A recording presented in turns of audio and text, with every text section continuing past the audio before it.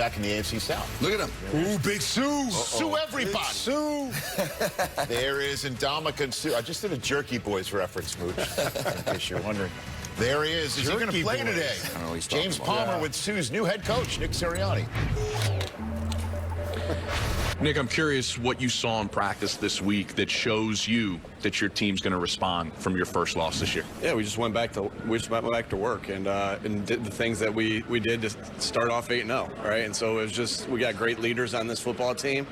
Intensity at practice was high, detail in meetings and walkthrough was high, and so we're ready to go.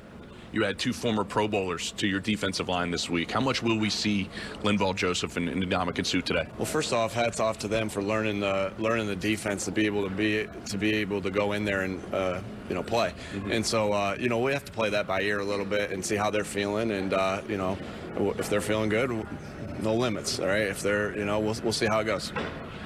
A lot of people don't know who Parks Frazier is. You do. You've been in meetings with him. Do you think that gives you a little bit of an advantage in terms of knowing how this offense could possibly be run compared to other teams? I mean, obviously I have a feeling for how the offense is run because I know they run a lot of plays that I've since they didn't change it completely since I left. So there's things that obviously we have familiarity with, or personnel we have familiarity with.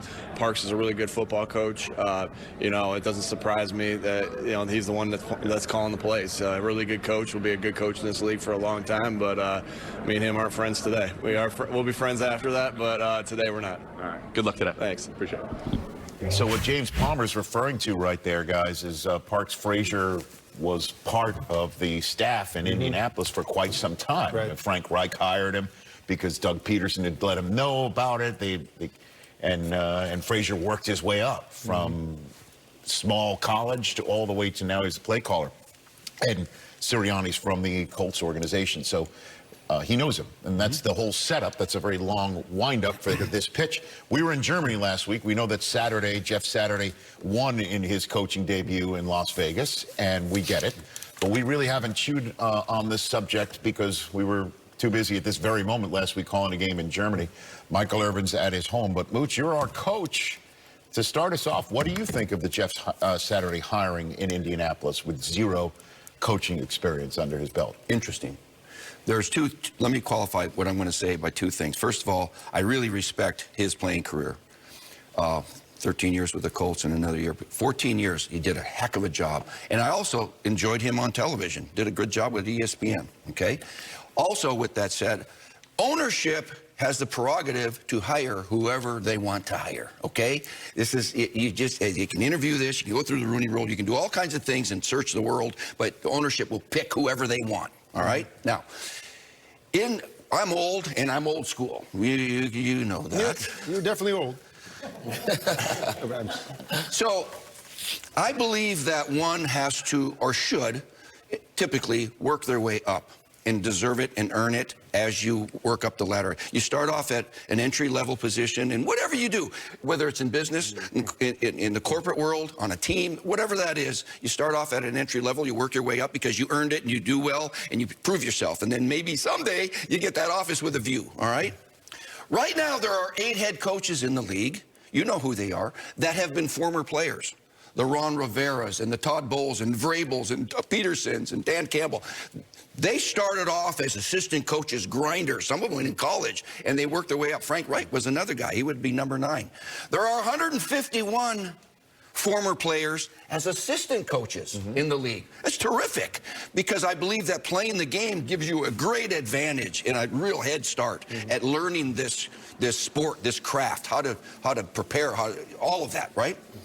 So with all that said, those players, and then there's another few dozen that are in the scouting department, all right? So there's a couple hundred former players in the league already that in my opinion, are doing it the typical way, the right way, where you kind of learn the ropes over and above playing, and you do well, and then you interview and compete for a job, and then you get it because you're good, and then you get advanced, okay?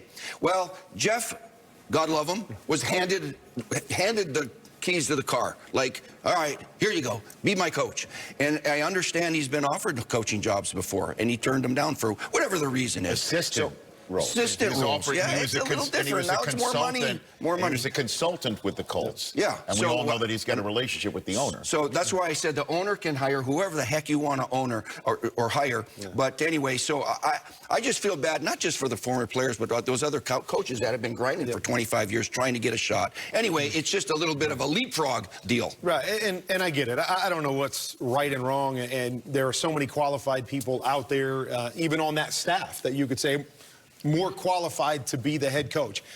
I just know from a player perspective, I believe there's a lot of players out there that want to coach and say, why can't those 14 years of me being in the building every day and being a part of this process be part of the qualification that allows me to get some of these jobs, whether it's a position job, whether it's an offense coordinator, whether it's even a head coach. And I believe there's a lot of players that look at it that way and say, well, I know I wasn't on, from the coaching perspective, but I've been a part of this, and I've been a part of this for a decade and a half.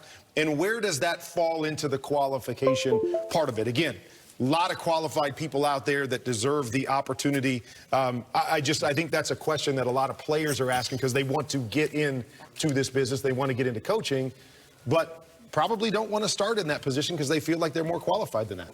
Irv? Yeah, guys, but also what we need to be careful with it, and what we need to make sure we point out is the reality of the situation here in the NFL. And the Jeff Saturday hiring, though he's a great guy, and I love him too, and we all love him, and yes, he played great in the league. There's some rules that you skip even going through this process right here. The Rooney rules, now you don't get even the opportunity of an African-American, when you can pick up an intern and he get this kind of job. And if he does well, and God bless him if he does well, then he keeps the job, So the reality is that's why Brian Flores brought that lawsuit, because because black athletes don't get these opportunities. If they did, Deion Sanders, as one of the greatest players that ever played, should not have gone through all the rigmarole he's going through to try to coach. He should have gotten the job the day he retired in the National Football League. I don't want us to skirt the real issue, and that is the real issue. That people like this, that Jeff Saturdays are getting these opportunities without any experience. That's what Brian Flores was talking about in Miami and throughout the league. So let's make sure we bring up the reality of the situation and put it out there. Well, here's the deal, guys, is that maybe the league should take a look at the Rooney Rule being part of interim coach hiring. I remember Ed Reed. That would be a good idea. And Ed Reed talked about he wanted a coach, and he was told at the time, just a guy who I know wanted a coach and was in coaching, and that he was kind of pushed off to the side because he didn't have the experience. And the question is maybe coaches can be former players. We've seen it in the NBA quite a bit.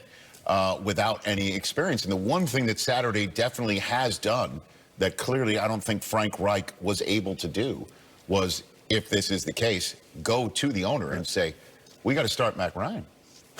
And we got to start Matt Ryan, and we've got to put the rookie or the second-year quarterback away, and that you've got to give us the chance to win. Yeah. And all the offensive linemen said that he went to them and challenged them, because they've